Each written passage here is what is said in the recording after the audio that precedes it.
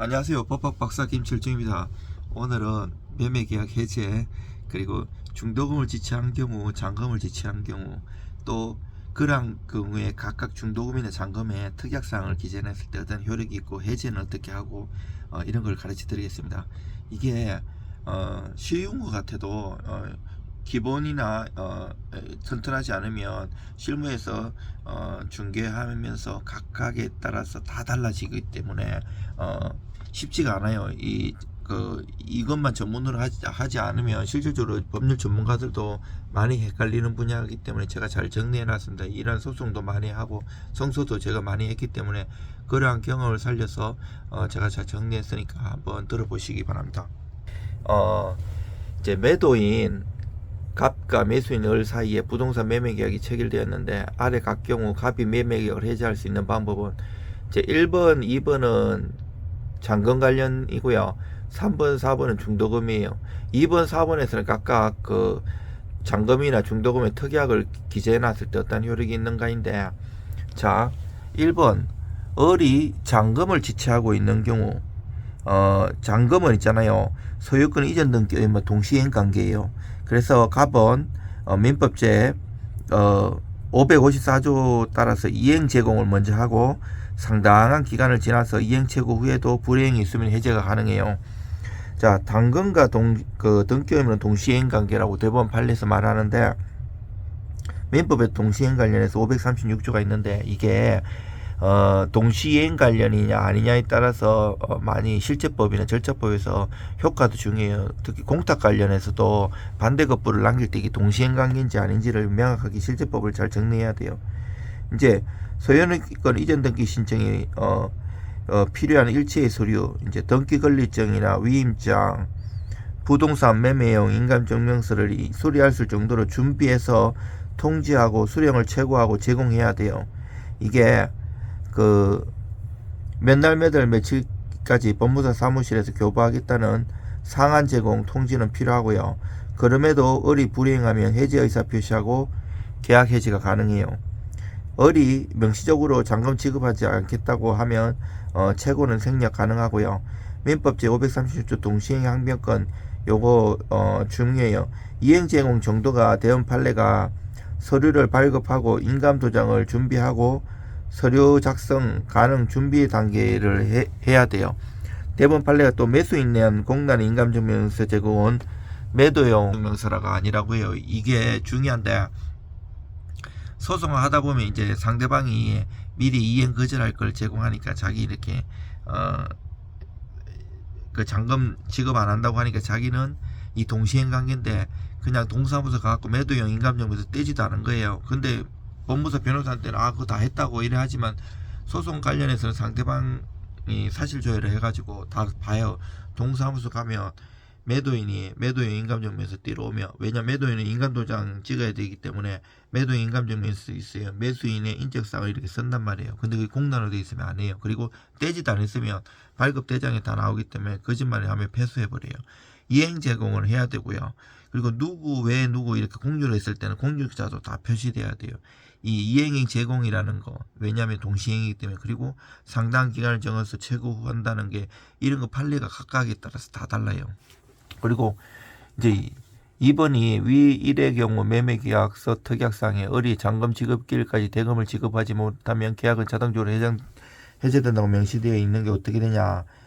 그 유효양 자동 해제 조항, 이제 이걸 정지조건부 해제라고 하는데, 우리가 그 기본은 그거 기본이 제일 중요해요.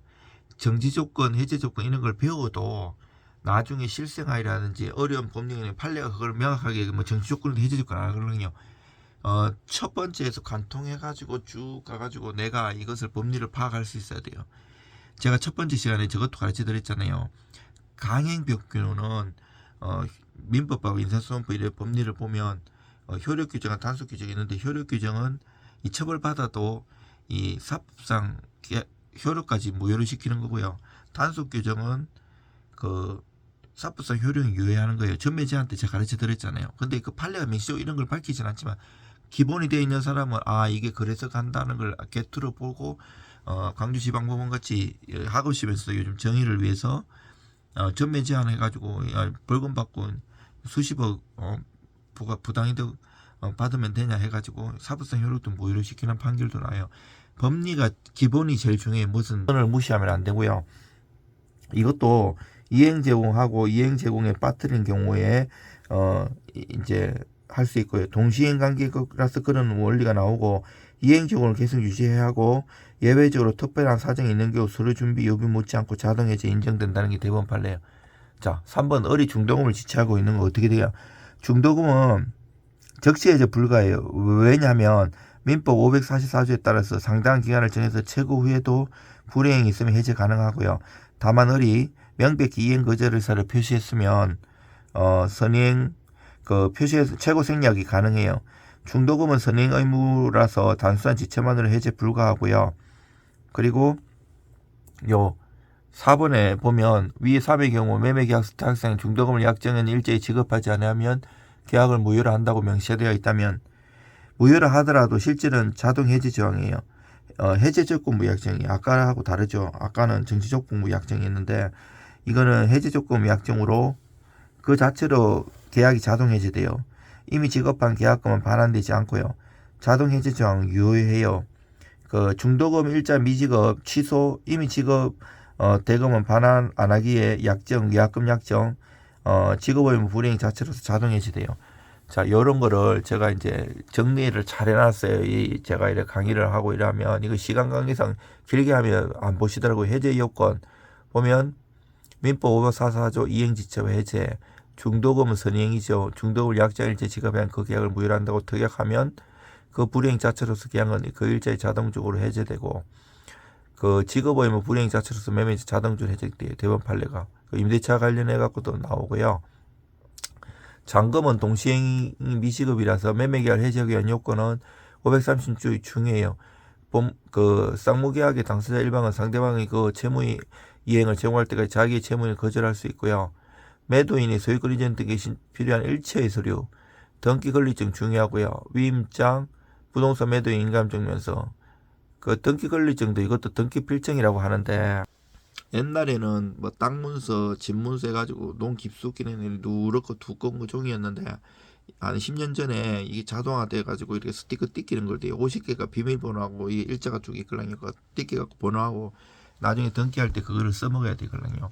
만약에 그게 없으면 법무사나 변호사한테 가서 확인 서면을 작성해야 돼요.